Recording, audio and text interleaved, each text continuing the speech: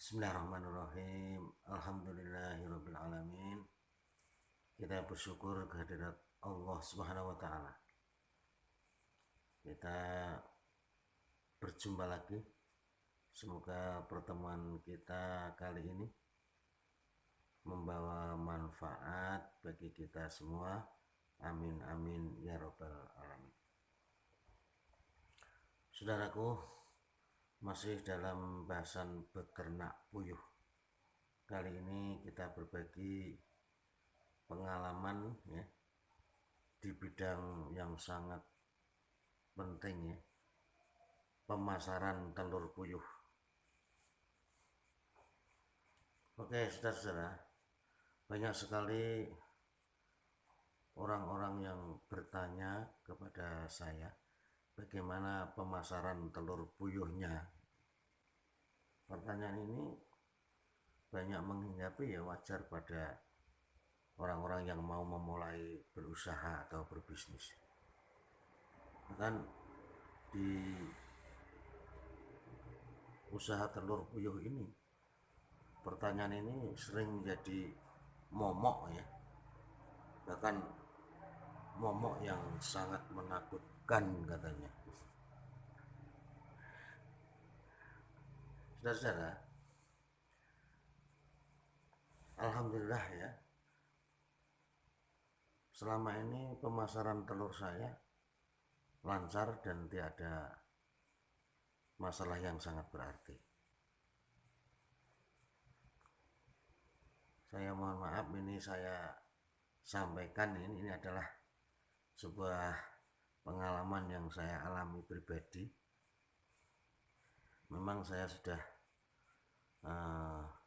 banyak tahun ya beternak, artinya sudah lama, namun hanya skala rumah tangga atau skala kecil. Tutupain saja, pemasaran yang saya lakukan ini adalah dibeli atau diambil oleh seorang pedagang tengkulak. Memang caranya pada awal-awal pertama kita perkenalan ya, kita kenalkan produk kita. Nah, di sanalah terjadi satu interaksi, persetujuan ya, semacam kontrak ya, dan sebagai pelanggan tetap begitu. Di antara mekanisme dari pemasaran saya ini, yang pertama, dia akan datang sendiri mengambil telur kita dengan jadwal yang ditentukan oleh mereka ya, dia menyesuaikan kapasitas produksi kita. Oke, bagus, saya tidak repot kalau begitu. Dan selama ini saya belum pernah menjual telur saya, membawa ke pasar sendiri, itu belum pernah sama sekali. Saudara-saudara, yang kedua, terjadi satu kesepakatan, telur tidak boleh dijual kepada orang lain. Oke, saya siap, saya setuju. Nah, kemudian yang ketiga, harga telur menyesuaikan pasar. Oke, siap, nanti persetujuan pada saat datang kita akad lagi. Kalau naik ya naik, kalau turun ya turun. Kemudian yang selanjutnya, saya bilang juga pembayaran dengan uang tunai, pakai uang cash, jadi tidak ada istilah utang-utangan, itu tidak ada. Dia juga setuju. Kemudian ini saya minta yang sangat penting, ini pada saat telur mahal ataupun murah harus tetap diambil atau dibeli ya. Ini sangat-sangat bagus ya, karena pada saat terjadi pasar banyak telur ya, seperti hukum ekonomi itu sendiri, di mana barang melimpah, harga pasti turun di situ. Karena produksi kita itu stabil ya, kalau terjadi masalah 3 atau 4 hari saja pasti barang kita akan menumpuk dan itu akan terjadi satu permasalahan. Kemudian ini saudara yang perlu juga harus ditoleransi ya di antara tengkulak dan peternak ini. Dia juga bilang bolehlah menjual telur kepada tetangga katanya. Nah itu pun dibatasi.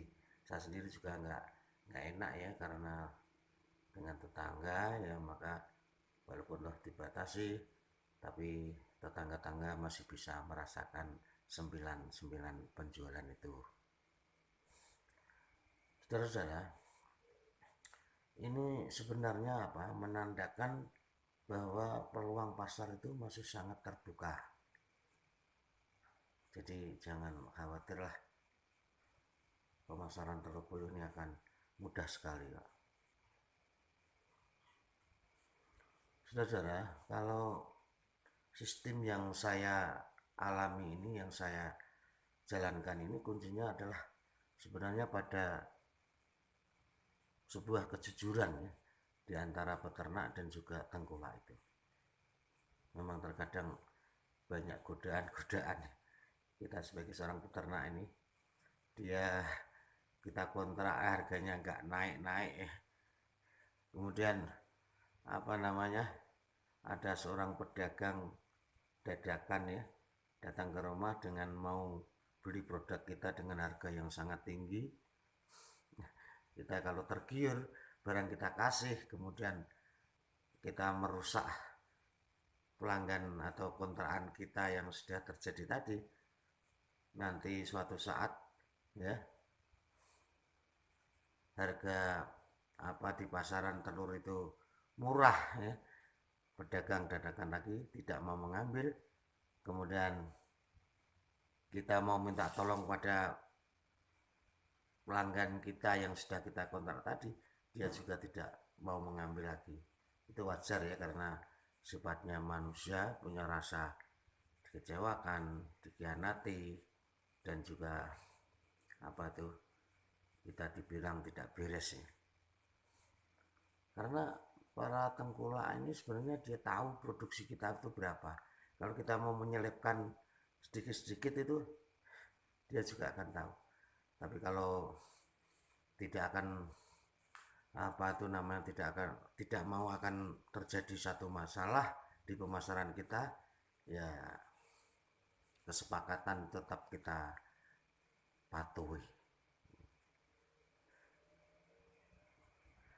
Saudara-saudara, dan ini pengalaman saya juga tidak menjual ke pedagang pemroses langsung ya.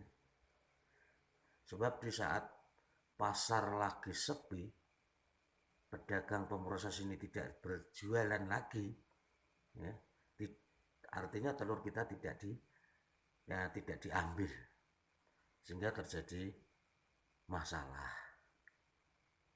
Maka cara yang saya lakukan ini selama ini alhamdulillah lancar-lancar saja, dan tentunya ada kelebihan dan kekurangannya. Semoga saudara bisa ambil hikmahnya dan jangan takut dengan pemasaran. Kalau kita bersungguh-sungguh, nanti akan menemukan satu model pemasaran yang lebih baik ya, lebih baik dan lebih baik. Ada kemitraan, ada semuanya terbuka pasar telur puyuh.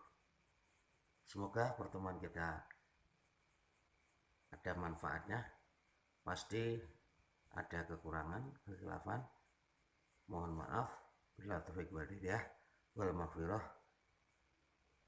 Wassalamualaikum warahmatullahi wabarakatuh.